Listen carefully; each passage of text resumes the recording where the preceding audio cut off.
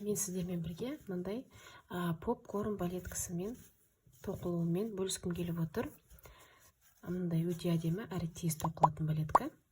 Менің каналыма тіркеліп лайк басып, комментарий қалдыруды ұмытпаңыздар. Алда неше түрлі тегін мастер-класстар салатын боламын. Менімен бірге болыңыздар. Яғни алдыңғы сабақта өткенде бізге осындай дайын подошва керек. Крючок 2,5 сантиметрлік, сосын бізге жіп керек, тоқитын. Мен осы жолы мынандай жіппен тоқып жатырмын. Нака перланта деген турецкий жіп, 100% микроволокна дейді. Мына жерде жазылып тұр. Бұның құрамы микроволокна, ал размесі, метражы 100 грамға 220 болу керек. 225 метр екен 100 грамға.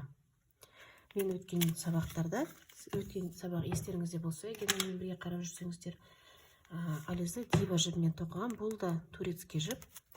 Бұл да микрофибра 100% құрамы. Және бұнда 100 метрде 220 метр. Бірақ егерде қалыңдығын салыстыратын болсақ, мына перланта более қалыңырақ. Көріне ме сіздерге? Және тығыз жақсы тоқылады екен. Маған өте қатты ұнады. Сол себепті осы жіпті алып, тоқып қарайын деп шештім. Және өте ұнап жатыр осы жіп.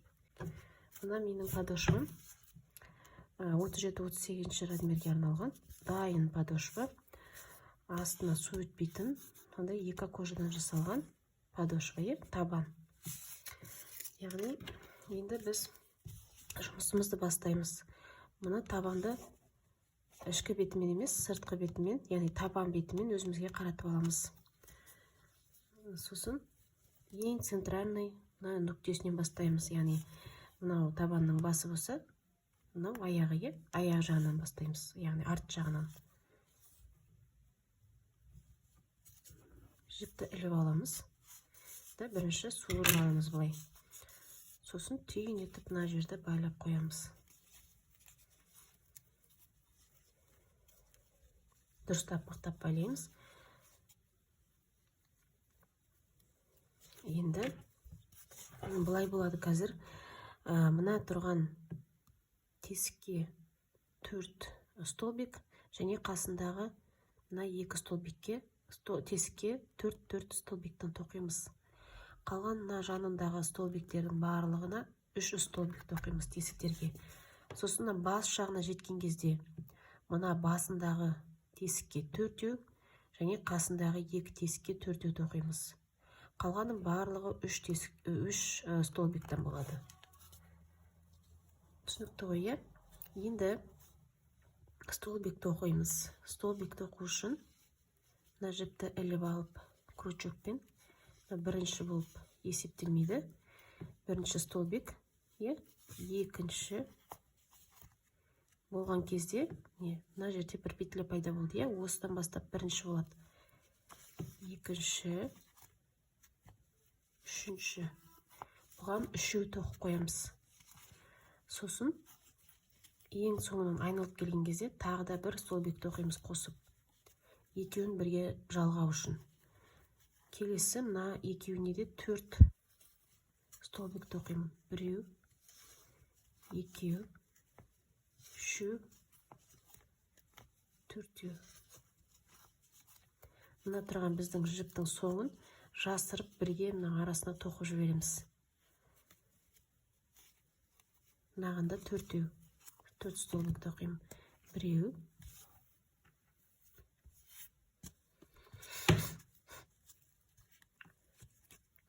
екеу,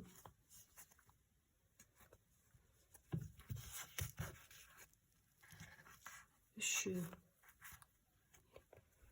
және 4-шісі.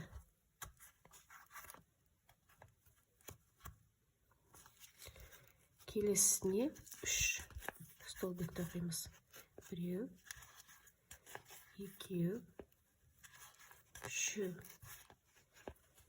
Осылай жаңа мен айтқандай барлығын қайталап тоқып шығасыздар.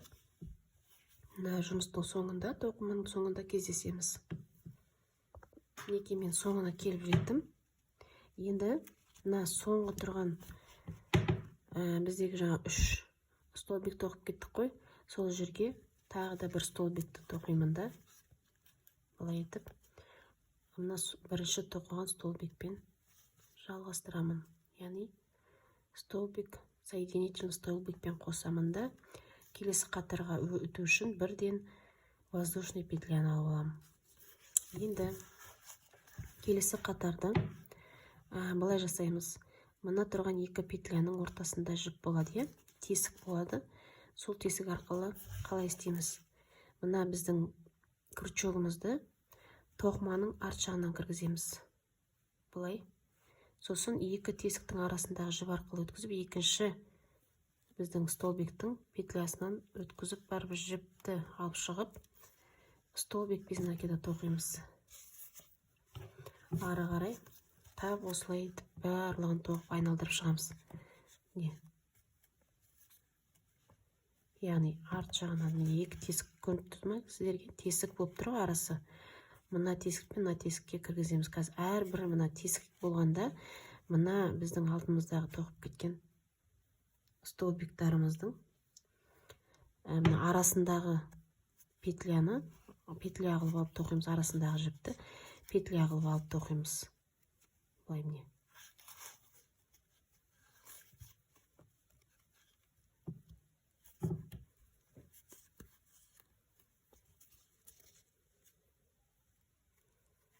Осылай қатардың аяғына дейін тоқимыз да, келесі қатарға көше бастаймыз. Келесі қатарда біз пышный столбик тоқитын боламыз.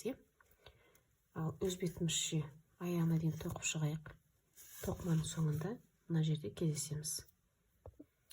Міне тағы да бірінші қатарды тоқып соңына келдім. Енді тағы да мына тұрған ең бірінші столбикке соединительный петлямен біріктіреміз. Келесі қатарға өту үшін 3 петля подъема көтереміз. Воздушный петля тағамыз 3 рет. 3. Сосын тап осы воздушный петля тоқылған мына тұрған бірінші столбикке, кешіріңіздер, мына тұрған бірінші столбикке міне накидпен столбик тоқимыз. Столбик с накидом тоқимыз. Накидті кигізіп аламыз. Сосын мына тұрған тесікке тоқуды бастаймыз. Бірақ накидті бірақ тоқымаймыз. Алғашқы екі петлясын тоқимыз, жартылай тоқимыз, яғни біреу, бір столбик с накидом жартылай, екінші столбик с накидом жартылай, және үшінші столбик с накидом тоқимыз да. Енді бізде мына жерде 4 петля тұр. Осы 4-еуін біріктіріп тоқимыз. Енді мына жерде бізде бір петля тұр ғой. Соған тағы да бір петля воздушный қосып аламыз. Сосын мына екі аралықта тұрған екі петляны тастап кетеміз де, үшінші тұрған петлядан бастап тоқимыз. Тап осылай бірінші тоқығандағыдай біреу,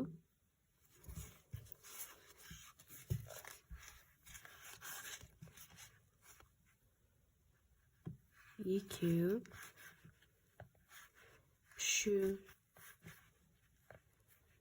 үшеуін 4 петляны біріктіріп тоқимыз.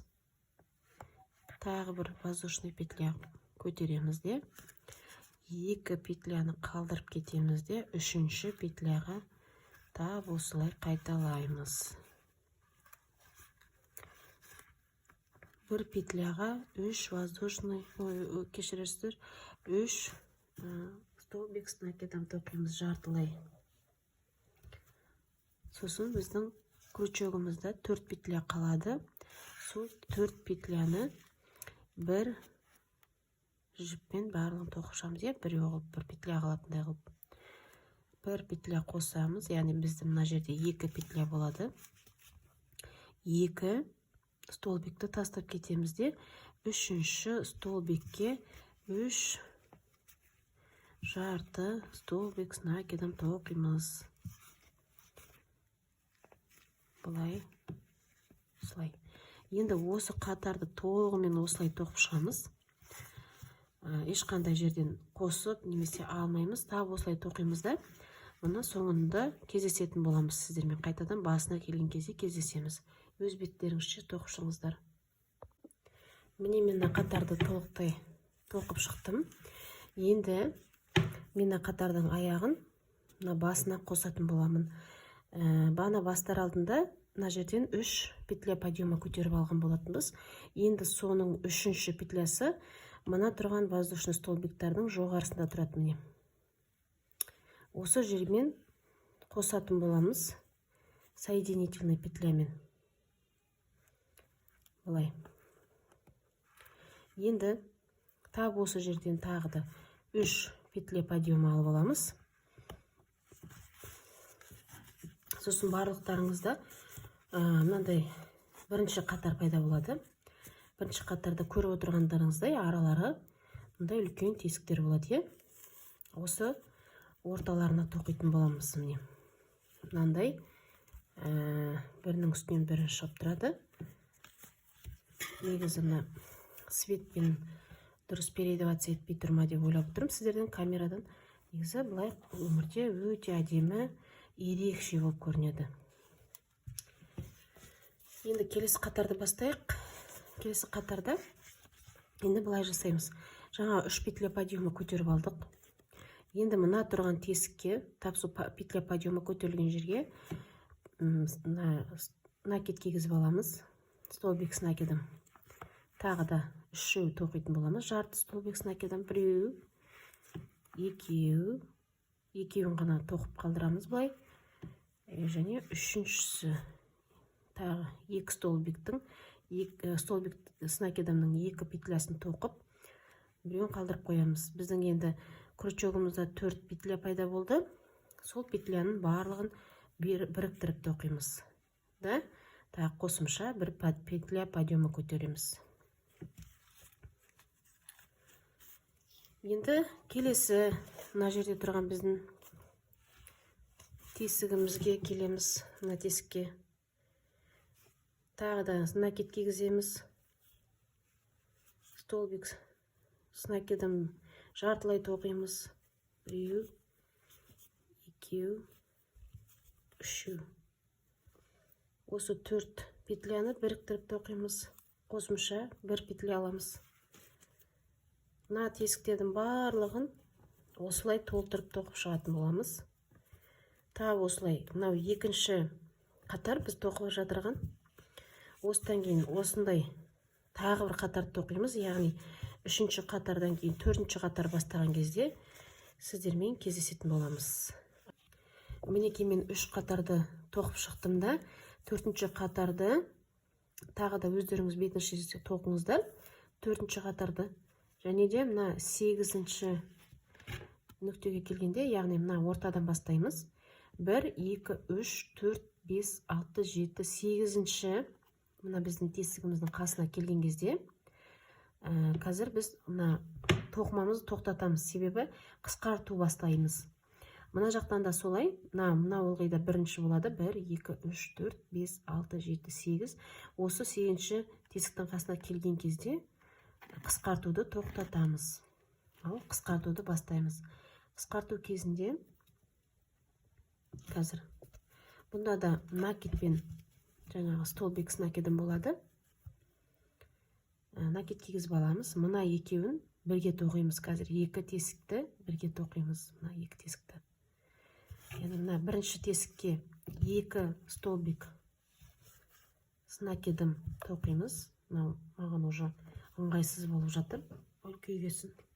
Сосын кішкене енді қисық болып көрініп қалуы мүмкін сіздерге. Енді мына екеуін тоқыдық қой мына жерге. Енді мына біз петляларды жалғамаймыз. Бірден накид кигізіп, мына екінші тесікке 2 тағы столбик с накидом тоқимыз.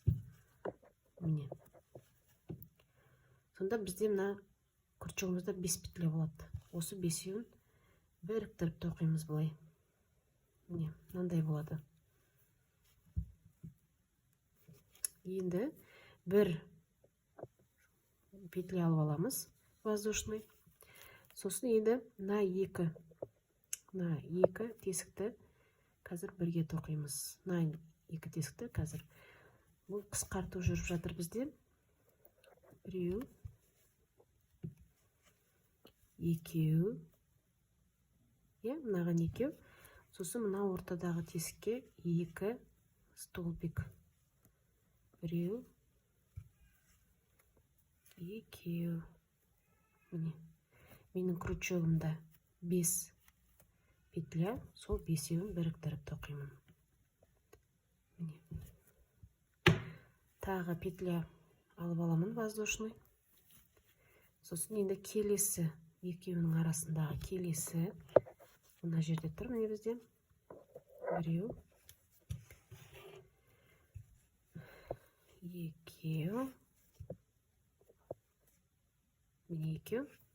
Және мына жерден тағы да екеу. Күртшігімде 5 петля. Соны біріктіріп тоқып, тағы бос петля алып аламыз. Ақырындап бұлай ішке қарай мына балетканың бас жағы ыңғайласа бастайды. Ары қарай енді бізде мына екеу. Біреу, екеу. Кигізем, екі жарты столбик. Знакеден тоқимын. Соның барлығын біріктіріп аламыз. Бір петляны бос алып аламыз. Келесі екеуін қысқартамыз. Біреу, екеу. Араларында екеу. Келесі екеуіне. Мына келесі тесікке екі столбик. Жартылай столбик снакедімді. Осының барлығын енді біріктіріп тоқимын. Міне, мынандай болып жатыр. Тағы бір петля алып аламын. Мына екі тесік енді келесі бізде. Біреу, екеу. Біреу, екеу. 5-еуін бір шынымен тоқимыз. Міне. Енді мына екеуі осылай қазір біз арт жақтан жаңа тесіктердің мөлшеріне келдік па, жоқ па, қазір бір тексеріп жібереміз.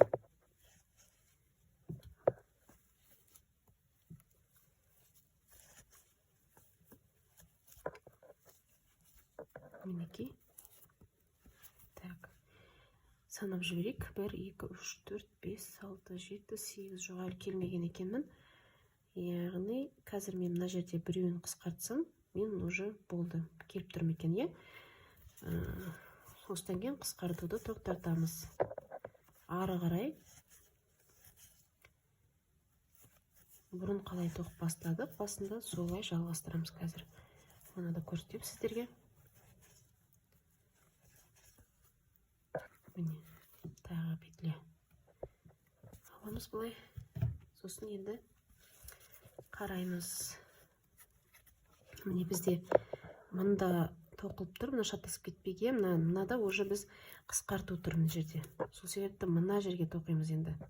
Кішкене алшақ болып кетуі мүмкін. Тартыңқырап, осыны енді тартыңқырап тоқимыз. Так, біреу. Бұл жерге 3 столбик снакедім. Емне? Осы 4-еуін біріктіріп тоқимыз. Ары қарай келесісіне.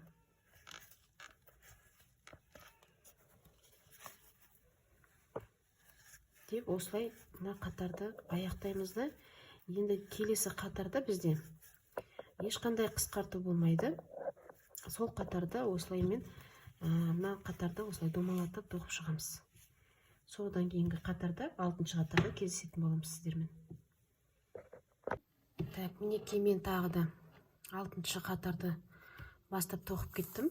5-ші қатарды бітіріп, 6-шы қатардың мына 8-ші тесттің қасына дейін тоқып қойдым, е? Сіздер де солай тоқып қойыңыздар. Енді бұл қатарда біз тағы қысқарту жүргіземіз. Ең соңғы қысқарту. Сосын барып қазір уже төбе жағын жауып түзулейтін боламыз, е? Так, екеу. Так, жаңағы сияқты, бірінші қысқарту сияқты қысқартамыз. 2 тесікке, 2-2-ден столбик с накидом тоқып бастаймыз былай. Міне, крючогымда 5 петля. Соны барлығын бірге тоқимын. Келесі 2 жартылай столбик с накидом. Екінші тесікке жартылай столбик. 1 2. Міне 5 петля бар. Соның барлығын біріктіріп тоқимын. Бір воздушный. Всегда араларында бір воздушный петля болады, е? Әйтпесе біздің тоқымамыз қысылып, сүйкімсіз көрініп қалады. Ұмытпаймыз. Так, 2. 4. Міне. Осыны біріктіреміз. Так, мен мына жерде 3-ші қысқартуды жасап отырмын. Енді тағы 2 қысқарту болады. Яғни бізде қазір мына жерде 5 қысқарту болды, е? Так, 5 қысқарту болады. 2, 3. Өте жылдам тоқылады.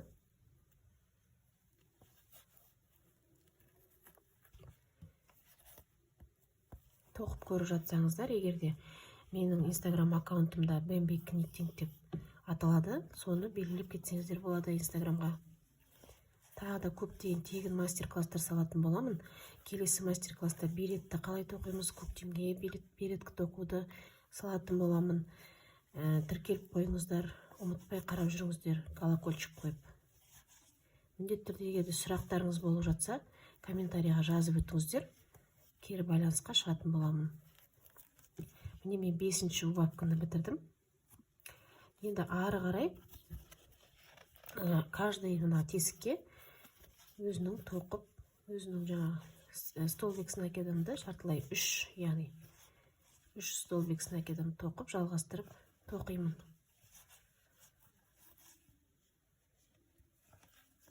Енді бізде қазір 2 қатар қалды тоқитын. Бірінші осыдан кейінгі 7-ші қатарды столбик без накидамен тоқимызды.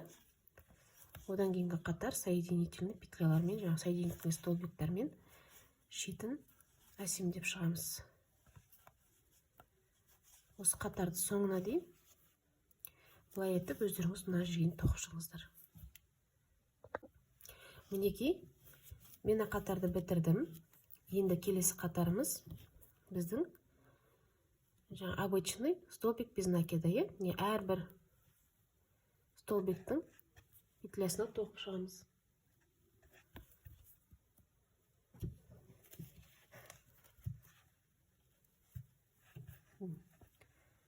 Осының барлығын айналдырып тоқып бүйтіп шығамыз. Бұл 7-ші қатар.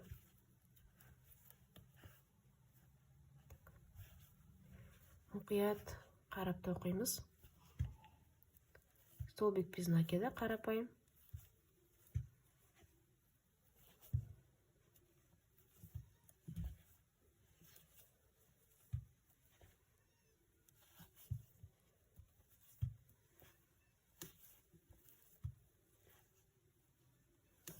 Осылай тағы да осы қатардың соңына дейін өздеріңіз тоқып шығыңыздар, е? Мына басынан кездесетін боламыз. міне мен тағы да аяғына келіп жеттім. Енді мына соңын басымен біріктіреміз соединительный столбикпен. Енді осылай ары қарай жалғастырып барлығын соединительный столбик жасаймыз.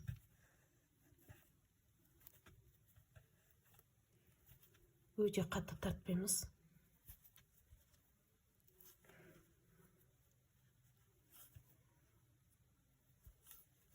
Қатты тартсақ, мына аяқты қысып қалуы мүмкін. Осының өзі аяқта тығыз тұрады. Мінекей біз осымен попкорн балеткасын тоқып болдық.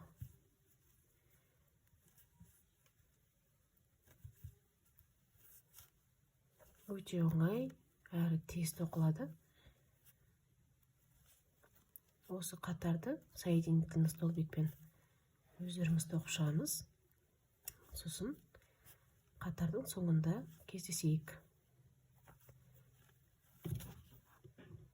Мен қыздар толықтай бітіріп, мынандай помпонмен әдемілеп сәндеп қойдым.